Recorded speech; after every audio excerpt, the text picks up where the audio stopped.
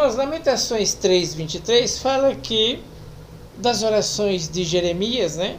As orações dele, e fala da história do povo que está preso. O povo foi capturado, Jerusalém foi capturado pela Babilônia, Nabucodonosor, o rei na época. E quando eles eram capturados, o maior problema era a escravidão. Eles viviam na escravidão. Era o povo de Deus, mas viviam na escravidão, porque foram capturados por causa do pecado. Quando entrou o pecado, Israel perdeu a força. Mais ou menos assim, entra pecado, Deus sai. Aí você fica lutando só você, com o seu braço, com as suas forças. Foi o que aconteceu com Israel. Então, nós temos um texto aqui que ele fala da fidelidade da mensagem de Jeremias, mesmo em cativeiro, ele estava pregando a verdade. Está todo mundo em pecado. Por quê? Porque eles trocaram a glória de Deus, que é o manancial de água viva, por cisternas rotas. Quer dizer, Deus é o manancial, tem que ir lá buscar essa água. Eles não quiseram mais, inventaram um pocinho aqui, pegavam a água da chuva e viviam com aquela água da chuva, para não ter trabalho mais de ir no manancial buscar a água viva. Então eles viviam assim, o povo de Israel, né? Eles viviam desse jeito, então vivendo em cativeiro. A Bíblia diz: conhecereis a verdade e a verdade vos. Nós só somos libertos dos nossos problemas quando a gente conhece a verdade. Quando chega alguém e fala a verdade pra gente, a verdade da palavra. Só a verdade da palavra que traz libertação. Não é minha verdade que traz libertação, é a verdade da palavra. Confronta a pessoa e ela é liberta pela palavra. E Jeremias aqui, ele está encarcerado, né? Ele foi encarcerado, ele foi jogado num poço de lama com fezes, ele foi agredido fisicamente, ameaçado, humilhado, desprezado e rejeitado. Tudo isso por causa da verdade. Tudo isso por causa do evangelho que Jeremias pregava. Ele confrontava o povo. Então ele sofria muito pela fidelidade da palavra. Por isso que ele sofria. Não é igual aqueles pregadores hoje. Hoje eu vou falar para você a verdade. Daí fica assim: posso falar, Deus? Isso é zero. Isso é coisa fácil. Agora você pregar a palavra, onde você vai preso, onde vão maltratar você, onde você vai ser desprezado, é fácil. Agora esse negócio: eu posso falar, Deus? Eu vou falar? Você vai ganhar muito like. Você não vai ganhar prisão. Você não vai ser jogado em poço. Seus likes vão subir nessa pseudo-verdade, né? Posso falar, Deus? Aquelas coisas todas que você vê hoje, aquelas, né? Então, Jeremias está preso por causa da verdade da palavra de Deus. Tem outro caso aqui também. Israel está sofrendo.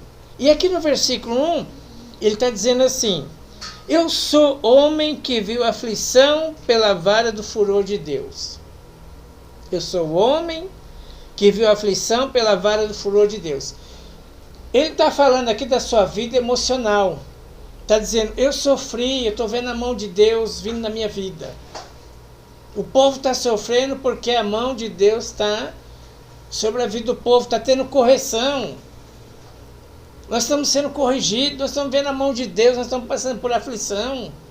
É isso que está acontecendo com a gente. Então, fisicamente ele foi agredido, emocionalmente ele está destruído por aquilo que aconteceu, né? Está destruída a vida emocional, fisicamente agredido, espiritualmente está mal. Então ele está dizendo: eu sou o homem que vi a aflição pela vara do furor de Deus, e me levou e me fez andar em trevas e não na luz. Deveras ele volveu contra a minha mão de contínuo todo dia. Todo dia eu estou sentindo a mão de Deus na minha vida, a mão de Deus pesando na minha vida. Não tem lugar aqui para Romanos 8:28. Vamos separar as coisas. Evangelho. Não tem lugar aqui, vamos profetizar que tudo coopera para o bem daqueles que amam a Deus. Não entra aqui. O povo não está recebendo bênção. Esse povo precisa de outra mensagem. Qual é a mensagem que esse povo precisa? Do quê? Chuta alguém. Conserto, arrependimento. Foi a primeira mensagem que Jesus pregou: arrependei-vos porque é chegado o reino de Deus. Ele prega arrependimento. Quem está em pecado precisa se arrepender. Não adianta jogar em você Romanos 8:28, tudo coopera para o bem daqueles que amam a Deus. Não vai funcionar. Nós vamos jogar pérola para porco. Não vai ter efeito nenhum, não vai acontecer nada. É mentira. Porque esse povo aqui não está recebendo bênção. Quem está recebendo bênção? Eu sou o homem que viu a aflição pela vara do furor de Deus. Isso é bênção. Não, isso é correção. Não é bênção. A bênção não está chegando aqui. O que está chegando? A vara de Deus está chegando. Não é bênção material financeira. O que está chegando? A vara de Deus está corrigindo a vida emocional, a vida espiritual. Estou arrasado, em outras palavras. Não estou recebendo bênção. Então não adianta jogar em mim Romanos 8:28. Olha, tudo coopera para o bem daqueles que amam a Deus. Não entra aqui. Aqui entra só a palavra de arrependimento, de conserto. Então ele diz assim no versículo 4: fez envelhecer a minha carne e a minha pele despedaçou os meus ossos. Uma pessoa em pecado, ela fica velha. Ela vai se destruindo. O salário do pecado é a morte. E essa morte vai matando a pessoa aos pouquinhos. Cada dia a pessoa morre um pouquinho. Qual é o salário dela? A morte. Cada dia ela morre um pouquinho. Morre aqui um pouquinho, morre ali um pouquinho, morre até chegar o dia dela morrer totalmente. Por quê? Porque o salário do pecado é a morte. Fez envelhecer a minha carne e a minha pele despedaçou os meus ossos, edificou contra mim e me cercou de veneno de dor.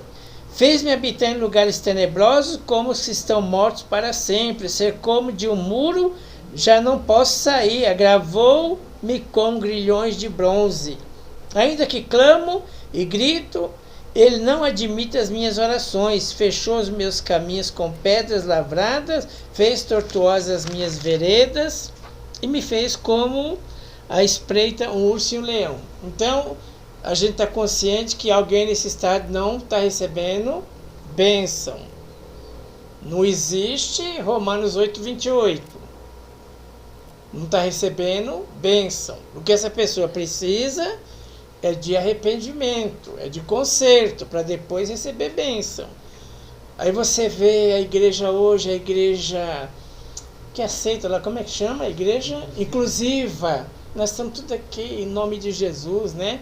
Aí vem aquela loira, ela fala declaradamente: eu sou prostituta, mas Deus que vale é o amor de Deus, não tem problema nenhum. E nós estamos vivendo esse tempo, onde estão jogando Romanos 8:28 em cima de pecado. Aí tudo coopera para o bem daqueles que amam a Deus. A Bíblia não ensina isso não. Vamos ver o que Romanos 8:8 cabe aonde? José foi preso. José foi jogado no poço pelos irmãos, porque os irmãos tinham inveja de José, porque José tinha uma unção de Deus, uma luz de Deus. Foi jogado no poço. Do poço, ele foi vendido para os ismaelitas. Lá compraram os ismaelitas e levaram para a casa de Potifar. Lá na casa de Potifar, a mulher de Potifar deu em cima de José e ele fugiu. Ela acusou José, José foi preso por 2 anos e o sofrimento dele durou 13 anos. Aqui entra: tudo coopera para o bem daqueles que amam a Deus, porque ele teve um resultado, ele cresceu. Ele foi ser governador do Egito, porque não tinha um pecado, ele abandonou o pecado.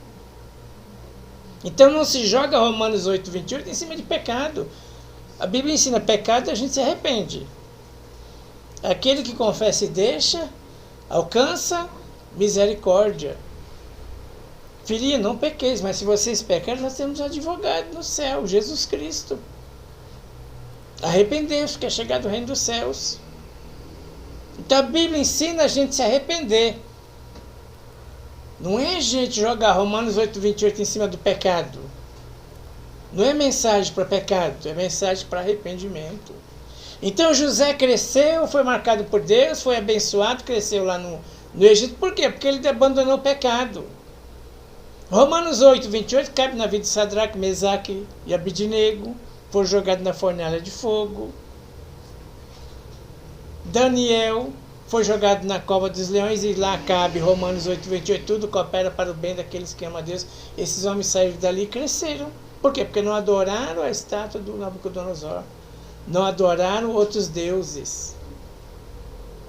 Não havia... Eram pecadores, sim, como nós somos pecadores.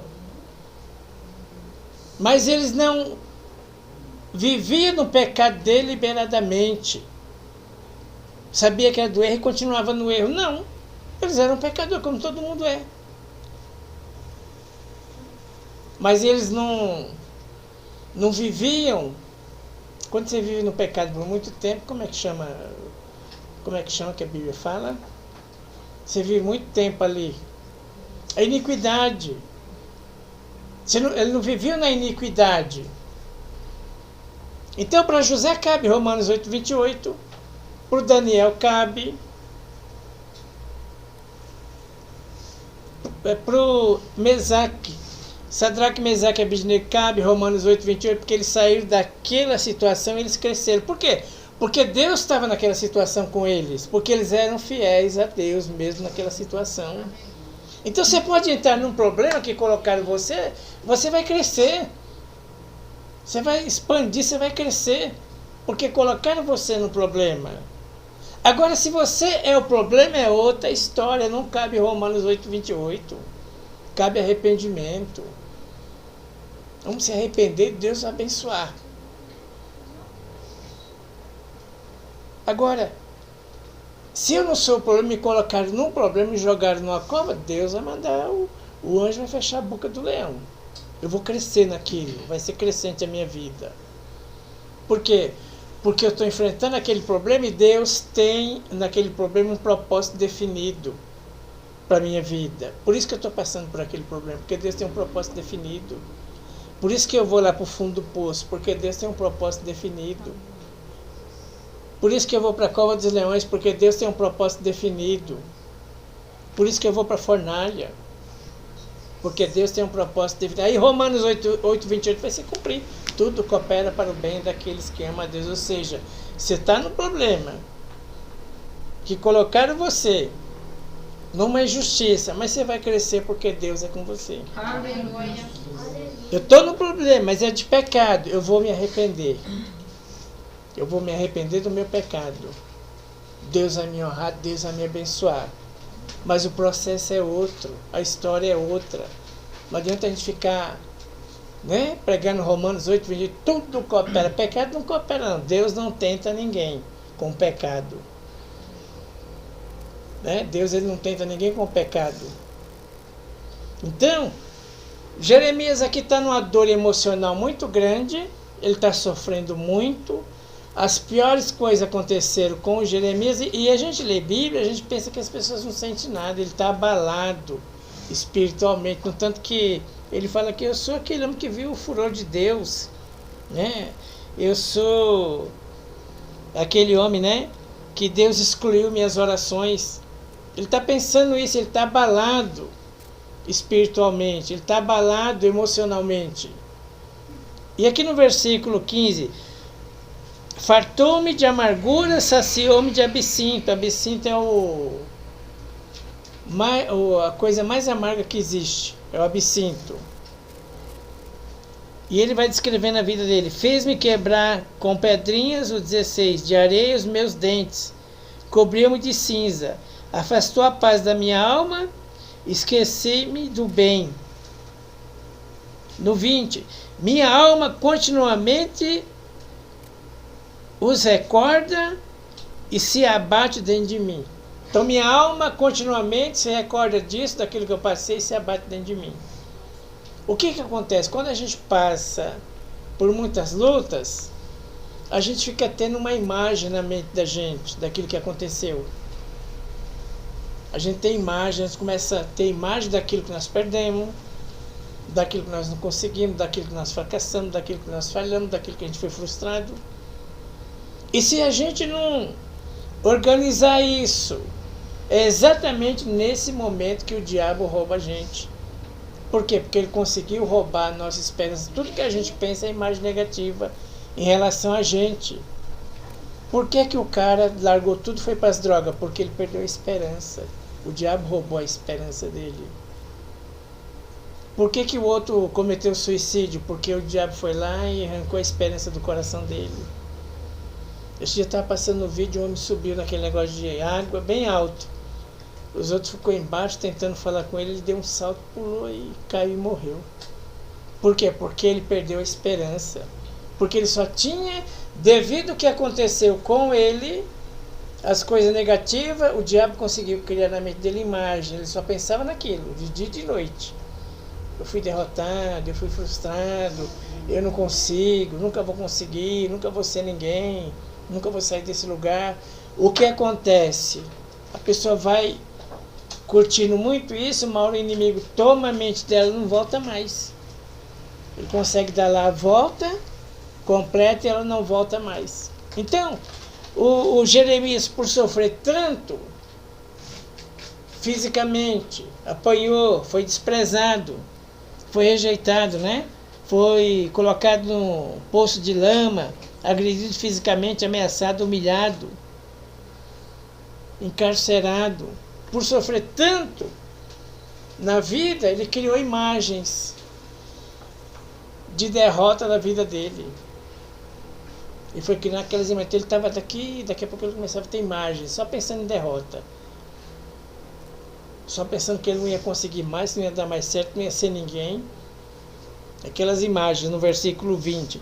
Minha alma continuamente os recorda e se abate dentro de mim, depressão, né? E a gente fica viciado em pensamento ruim, precisamos limpar nossa mente desses vícios.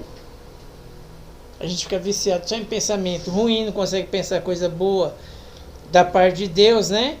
E precisamos se limpar desses vícios. Nossa mente precisa ser treinada. E o Espírito Santo nos dá essa capacidade para a gente pensar coisa boa.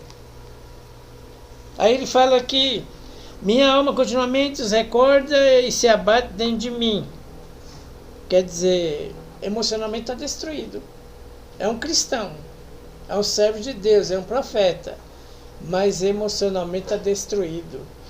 Às vezes a gente está na igreja e a gente não busca muita palavra, que esse poder para a gente reagir, para a nossa alma reagir, para a gente ter um pensamento bom, vem da palavra. Isso não tem remédio, não tem comprimido, vacina, pomada, isso não tem, palavra. Palavra entrou aqui, as coisas mudam, a gente começa a ter pensamento bom da gente mesmo. Então Jeremias está numa dor emocional tão grande, uma dor espiritual tão grande, não tem lugar de bênção aqui, não é dia de bênção. Não é dia de Romanos 8:28, tudo coopera, não entra aqui. O que entra aqui é palavra de arrependimento. Se arrepende que Deus vai fazer. Se arrepende que Deus vai liberar. Esse lugar aqui não entra bênção, esse lugar não tem bênção, esse lugar não cai bênção, não tem bênção aqui. Não existe bênção aqui. Existe arrependimento, conserto com Deus, aí a bênção vem. Ela vai correr atrás da gente. Mas precisa do arrependimento. E aí a palavra vai nos dando força para tirar essas visões que a gente tem da gente mesmo. Tem dia que você acorda, o primeiro pensamento é de derrota, é o que deu errado. É porque eu não sou assim, porque fulano é assim, porque fulano tem, eu não tenho. Eu dele é caminhonete, o meu não é. A gente fica pensando nessas bobeiras o dia todo. O que vai tirar isso? Vai limpar nossa mente? É o poder da palavra.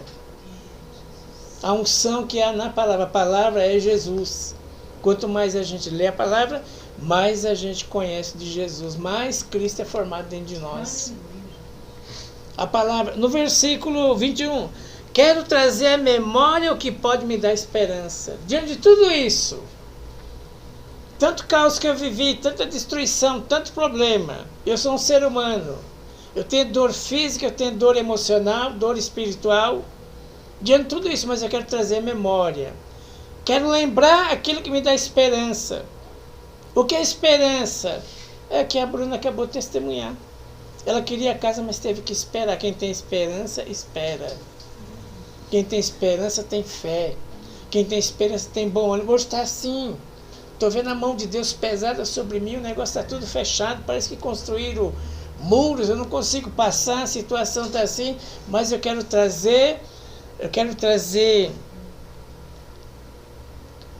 à memória o que pode me dar esperança. O que eu vou trazer à memória? Aquilo que Deus já fez por mim lá no passado. Obrigado, Deus, por aquele dia. Obrigado, Senhor, porque eu fui casar e foi uma confusão e era muito dinheiro, eu tinha que comprar ferro, aí não tinha dinheiro, e Deus preparava o ferro, a construção, e foi indo. É isso que eu quero trazer à memória. Não posso ficar pensando mal de mim, onde eu errei, o que eu fiz, o que eu perdi. Não posso deixar o diabo criar essas imagens dentro de mim. Eu não posso deixar essas imagens dentro da minha mente. Eu não posso ficar sofrendo emocional desse jeito. Do que eu perdi. O que aconteceu comigo. Eu não posso. E olha que eu perdi bastante coisa. Mas eu não posso ficar preso nelas. Eu não posso ser destruído pelas imagens que o diabo quer que eu tenha de mim mesmo. Eu não posso ser consumido pelas imagens que estão na minha mente. E eu só vou conseguir isso através da palavra.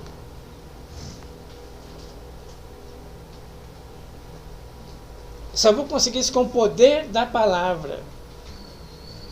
Com a unção da palavra. Com a autoridade da palavra. E ela vai entrando na minha mente e vai me transformando.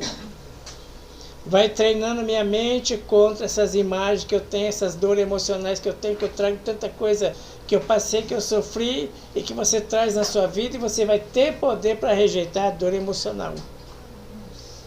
E a palavra vai te dar poder para rejeitar a dor emocional. Então, eu quero trazer a memória, virar a chave. Como é que a gente traz a memória?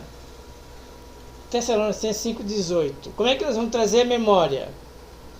Em tudo dai graça.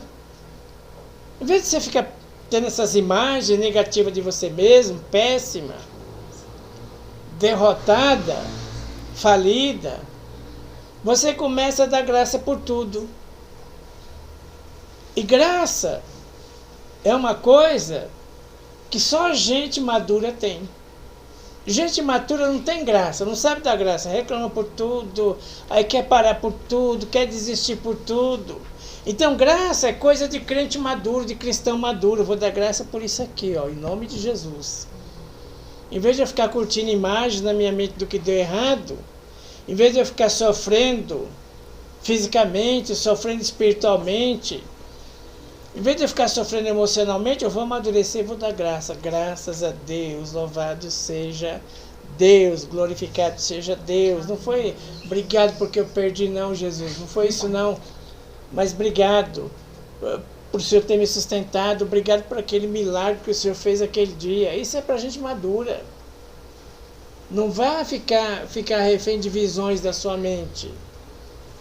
O diabo quer que você tenha bastante visão na sua mente de coisa derrotada. De coisa que deu errado. E Deus quer que você dê graça, que você se levante. Leia a palavra, porque é a palavra que vai te dar isso. Não é igreja nem pastor. É a palavra que vai te dar esse poder para você dar graça. Para você se tornar uma pessoa madura que dá graça por tudo. Em tudo dá graça, porque esta é a vontade de Deus em Cristo Jesus para convosco. Vamos dar graça por tudo. Louvado seja Deus, glorificado seja Deus. Nós te agradecemos, Senhor. Nós te louvamos, nós te bendizemos.